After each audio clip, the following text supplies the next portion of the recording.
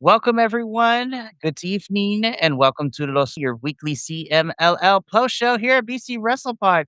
And we're back once again with the vengeance. My name is Mikey El Jefe of BC Wrestle Pod. And of course, joining me this evening is Papa Oso himself, Will.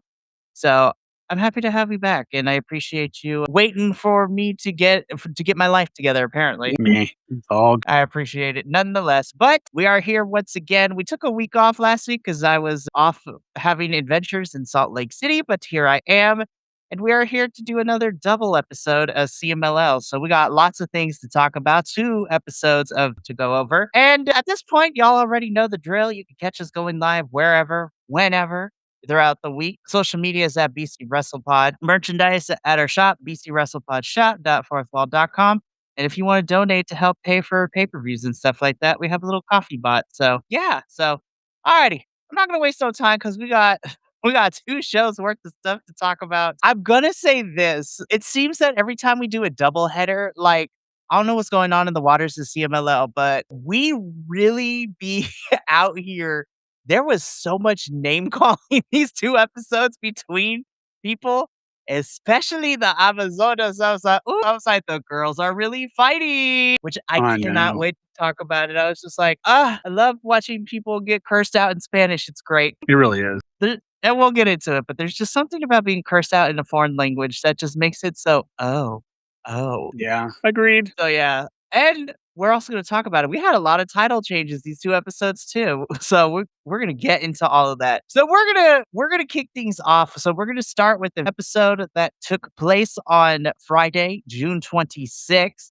So 2 weeks ago. And this particular show kicked off with a match. So One Fall Jr. taking on Negro Jr. I can't, first of all, this pink mask is just not doing it. I was like, all right, who let the gimp in? Like, I was like, that's unfortunate. Yeah. It really was. I was And like, unfortunately, for me personally, that kind of translated to the match. I was like, I didn't think it was bad, but I was just like, dang. I was like, I don't know what I expected. I know it's an opener, but I was like, I don't know how I feel about this one. it did not live. And this is going to be really harsh from me. I don't think it lived up to what what we normally expect. It felt a little sort of like haphazard almost. I mean, I don't know. Haphazard is probably not the right word, but it just felt kind of, I didn't hate it, but it was not, it did not get me excited for what's to come. Let me put it that way. Yeah, there was just something. There I was don't know what it was. yeah, there was just, it felt something was off here, and I was just like, I mean, it wasn't bad, but it Mm. didn't necessarily help. Now, granted, thank goodness that the rest of the show definitely picked up, but this definitely was a little out of place, and it did not give me the starter energy that I needed for this particular show. Yeah. So, which is unfortunate because I like everybody involved in this one, but c'est la vie as the kids say. But yeah, I don't really have much else to add. I'm not mad. I'm just No. disappointed. I'm not even really all that disappointed. It's just sort of like, okay, all right. Not as strong as we normally when we start these, but all right, Yeah, it was okay. But like I said, I feel like the rest of this particular episode definitely picked up as Mhm. things went on. So let's continue with all of that. Oh, I should definitely say, I should say that Pantera Jr. and Iho did pick up the victory here in this one. So I'm like, Mhm. okay. So moving on from this opening match into our next one, and immediately the quality jumped up like 10 Yes, times. it did. So in our levels, 2 out of 3 falls, we had the team of Tessa Blanchard and Gata Negra taking on the team of our CMLL Women's Champion Persephone. And this was really fun. Very, really interesting because CMLL doesn't really go to the well too often. But Tessa and Gata Negra do win this match. But that's because they won by disqualification, which is crazy to talk about because CMLL doesn't really do disqualifications all that often. So I was like, oh, okay. The match itself was really fun. So definitely much better than our opener. And I want to give you a chance, Papa, to talk about the match itself before we talk about the juicy drama that happened. Well, I agree. I thought it picked up pretty well after this. I was very surprised with the disqualification. Like, I was very surprised. Like when it happened, I was like, wait, what? Wait, what's happening right now? Because, I mean, we have seen some shady shit and nobody got disqualified. That's just like so I got kind of pulled out of it when it happened, and I was just sort of like, "Wait, what's going on?" I don't understand. I mean, I get it, whatever, but I understand the concept of disqualification. But why did we not just do our normal, "Oh, yeah, there was something shady, but we're just gonna keep moving on." So that was a little weird. So I kind of was like, "Wait, what?" So I kind of missed how the aftermath started. So it got a little convoluted because I was trying to figure out exactly. It's like, okay, there is a disqualification, but what does this mean? So after the match, though, so Tessa and Gata Negra do win again via disqualification, but given the roles that each team is playing, Tessa and Gata are the technicals, with Persephone and Keira being the rudas. Tessa Blanchard, gets on the microphone. She talks about wanting a rematch, and that's not how she wants to win. That's not how things should need to be.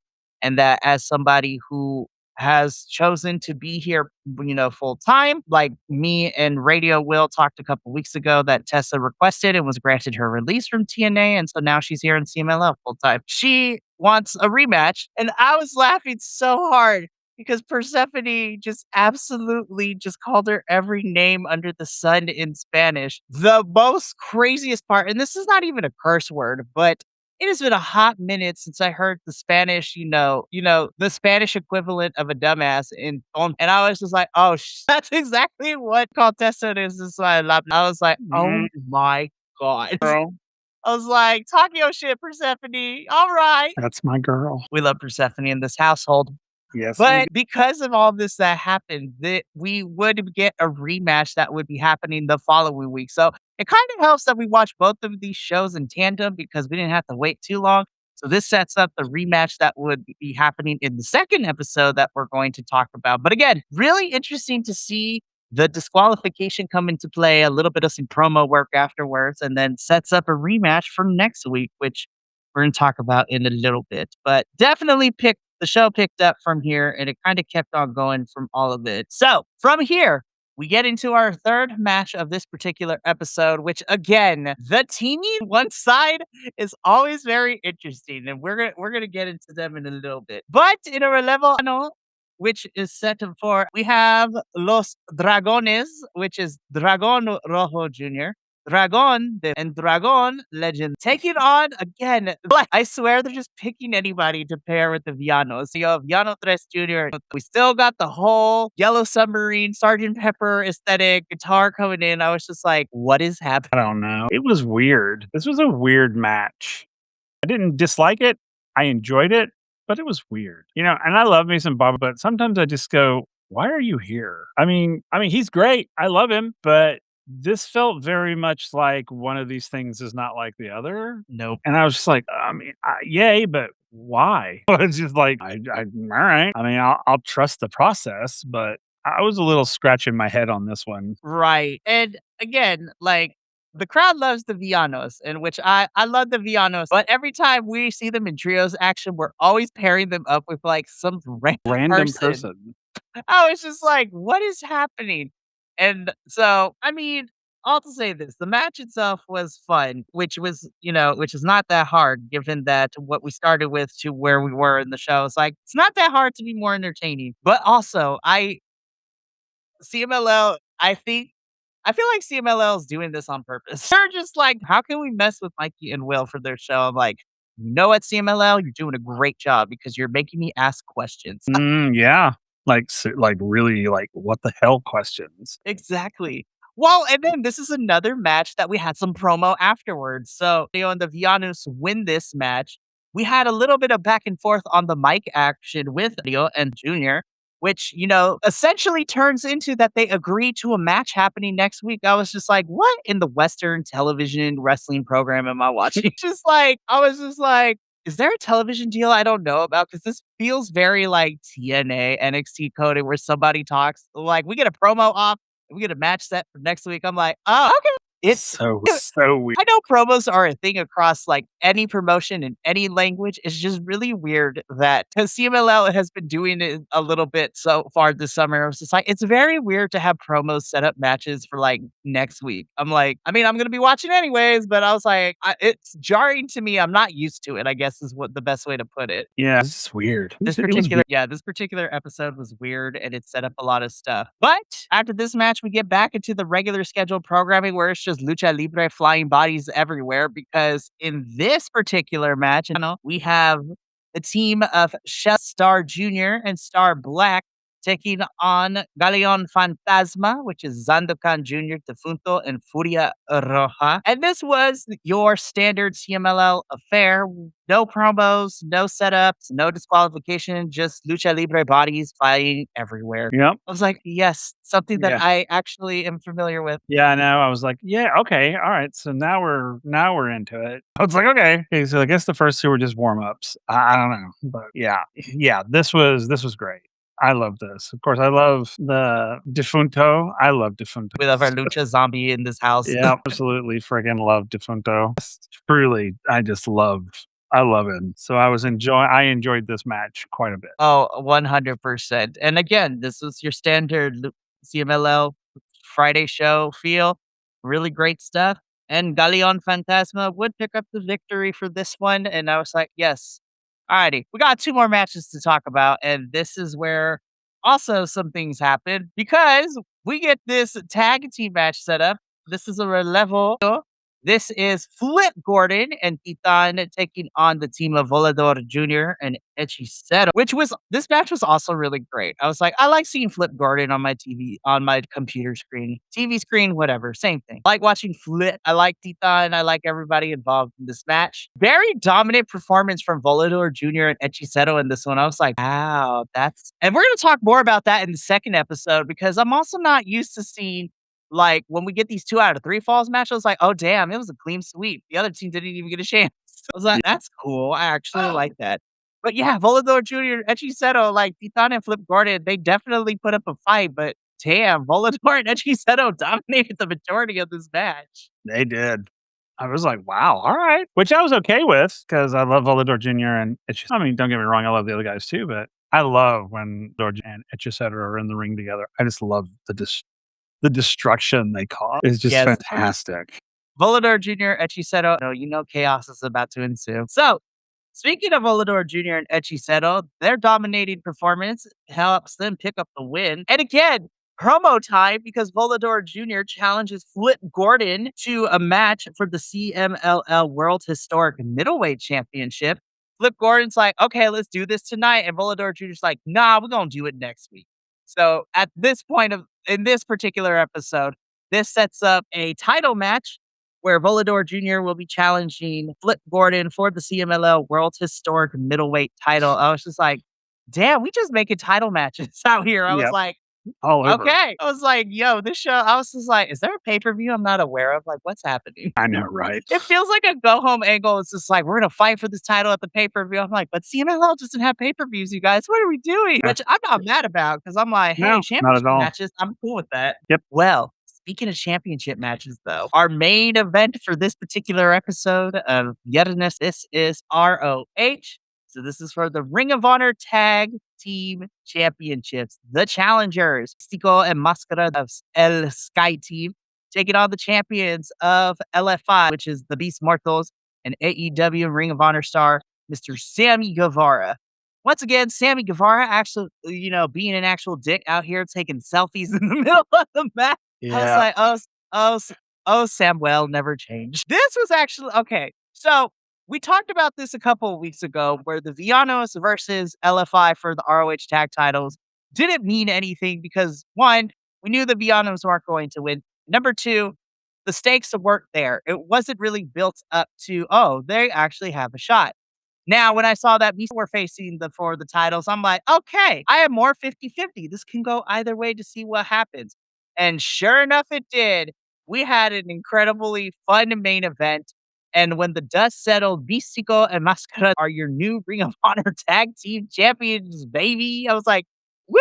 And I want to point something out. So between so currently, Místico is holding 4 different championships across 4 different promotions in 4 different continents because Místico is the CMLL middleweight champion.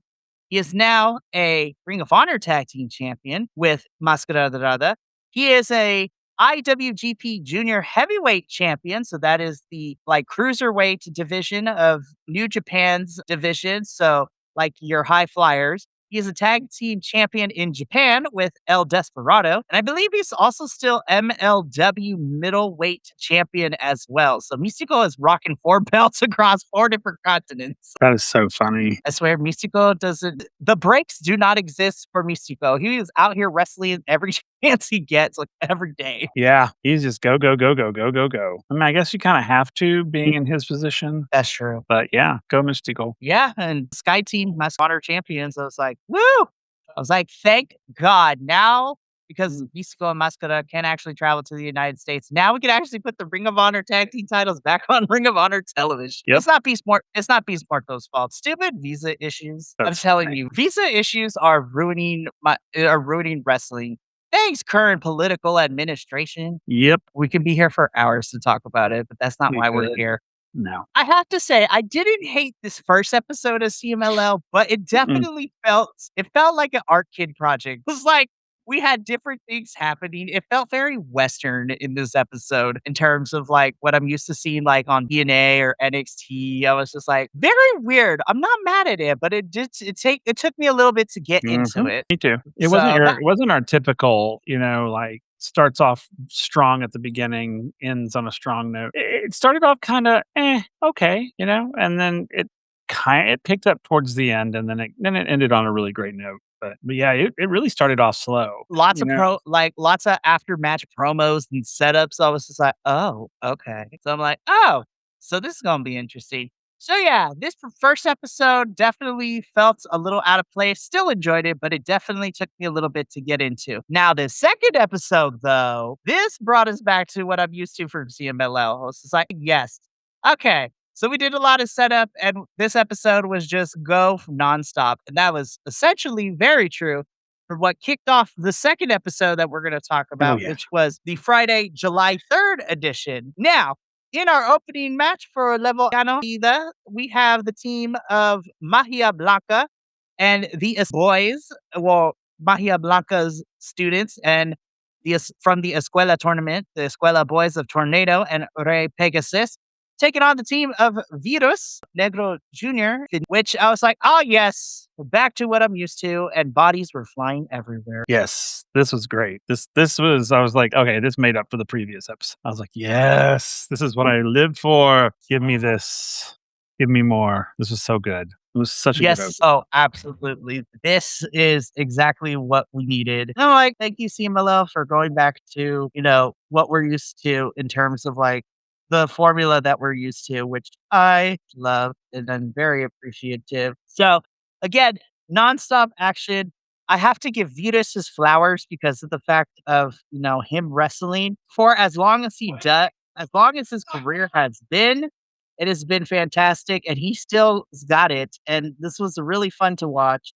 But it would be the technical team of Magia Blanca, Tornado, and Rey Pegasus to pick up the victory here and definitely set the tone for the rest of the episode. I'm like, yes, thank you, CMLL, because I got worried for the first episode, but we're on the right track now. Yep. Now, next match, I want to just leave this picture up here because I had to watch this match again because I got lost. I was like, hey. I was like, yes, the bad boys are back on my screen and made me feel things. Yep. I was not paying attention to the wrestling. I had to in go the back and beginning watch of the rest. Yeah, I had to go back to this. Level, which again is very interesting. A level rudos. So technically both teams are rudos in this match. On one side, we have, which is the team of Felino Jr. and Luca Jr. taking on Los, which is, our bandit cowboys of Polvoyote and Vaquero Jr. And again, I had to watch this match twice because the first time I was not paying attention to what I was supposed to because I was just like, call me. Yep. But then and then also I was just like, now Vaquero Jr. how are we gonna be wearing assless chaps? I was like, he had the wrestling trunks on, but I was just like, sir, you are wearing assless chaps. I was Yep. like, there's a Folsom Street Fair that is calling your name somewhere. Yep. It was sexy. It truly was. And then when I watched it a second time to pay attention for the actual wrestling, this was actually really good action between all of them. It was. This was such a good match. It was a great opener. It definitely was, or at least towards the beginning of the card, yeah. I was just like, "Yes, thank you so Or, you much know, for yeah. doing." Now, again, very interesting because of the fact that Felino Jr. Jr. are our national trios champions. You know, the Bad Boys ended up picking up the win here, so Vaquero Jr. picked up the victory here, and they laid down the challenge for the national trios championships, and we're getting that match this Friday. So will we see the Bad Boys become new national CMLL national trios champions? Well, we're gonna have to find out. But the answer to that question is absolutely they should be because then you give me a reason to stare at them more. So again, Yep. really, really fun match. Definitely kept the high energy going. Crowd was into this one and it sets up a championship match for this Friday, which makes me really excited.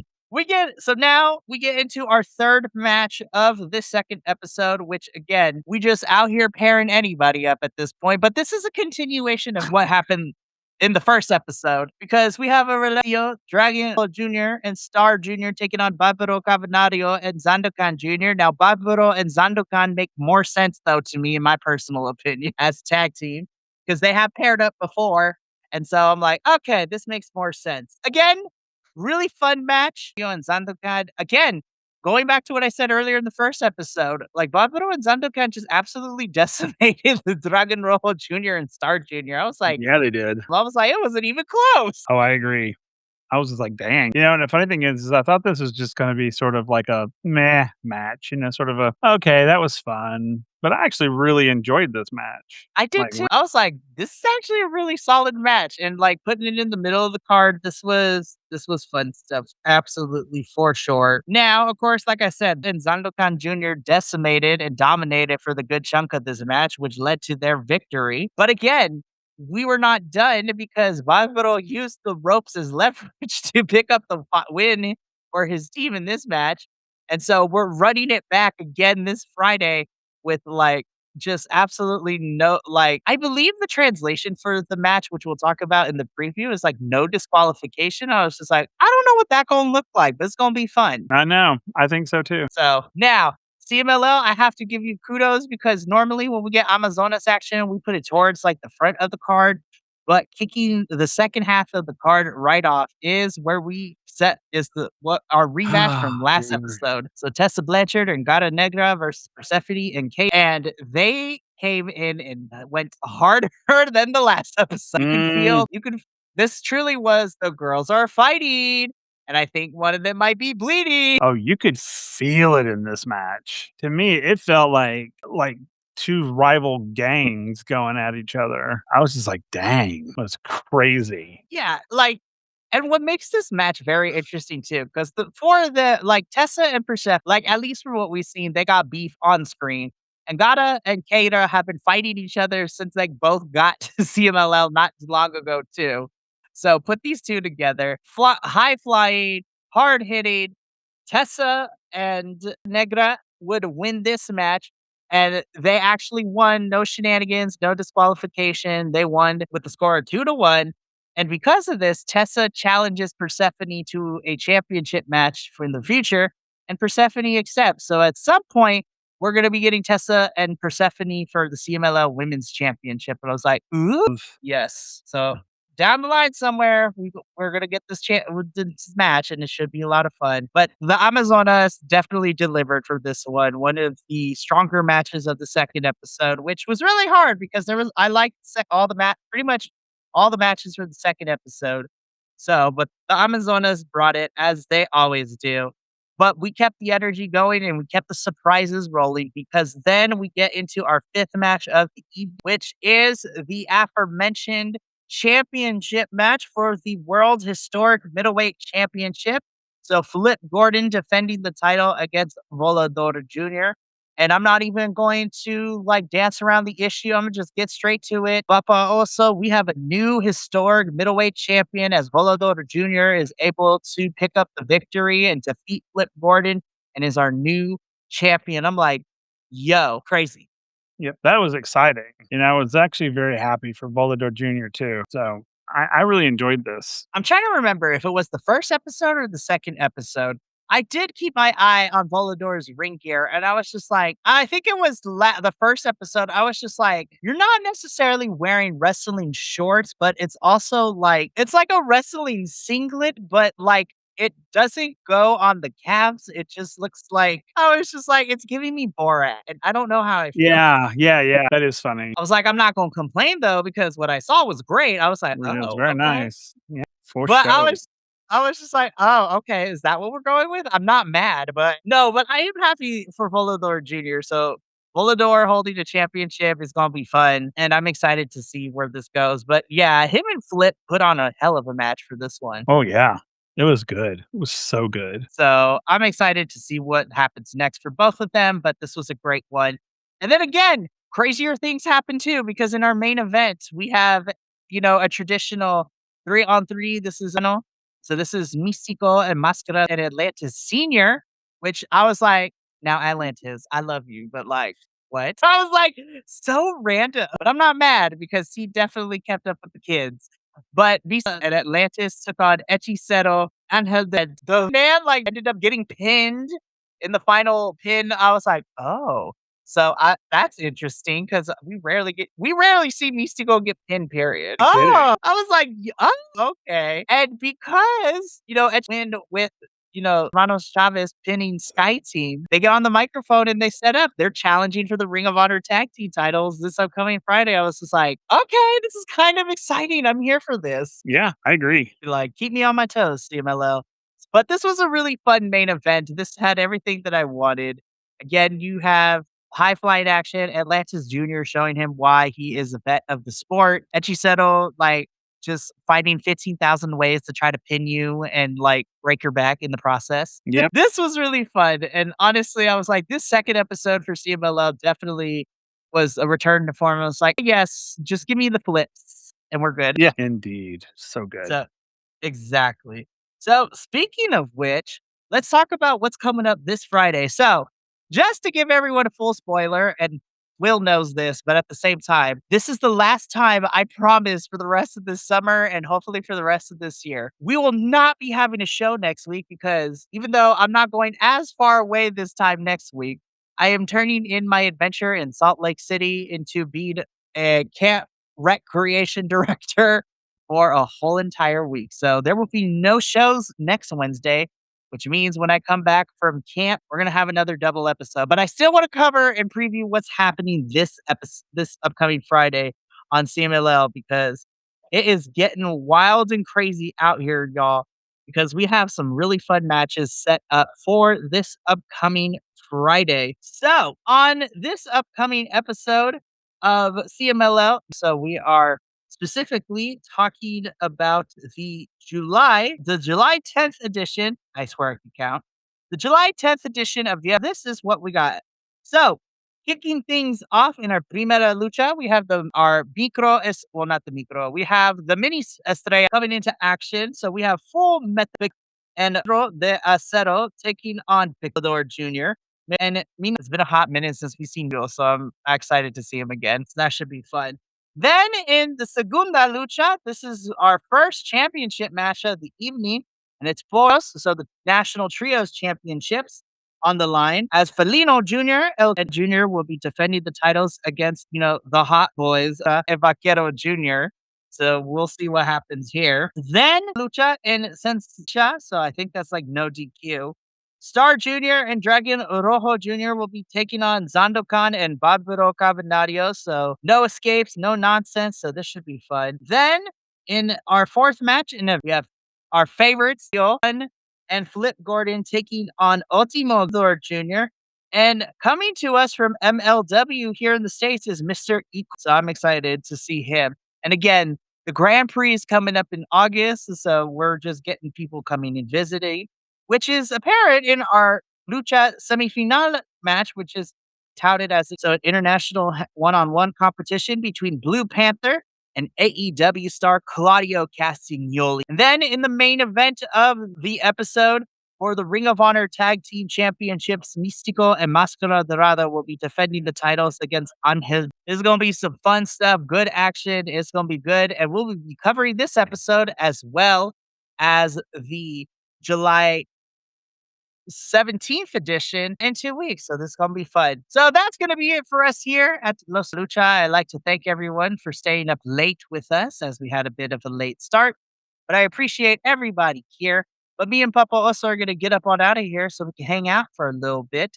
So from all of us here at BC Wrestle Pod to you at home, remember, take care of yourself, love one another, stay biconic, and more importantly than anything, you always deserve to finish your story. I'll see you Friday with Radio Will as we talk about TNA Slammiversary. But until then, adios. And until next time, peace. Thank you so much for tuning in to another Vibe Tribe production. What's going to happen next time? Well, you're going to have to tune in to find out. But until then, remember, take care of yourself, love one another, and as always, make sure that you keep the good times rolling. Thank you for being here, and we'll see you next time.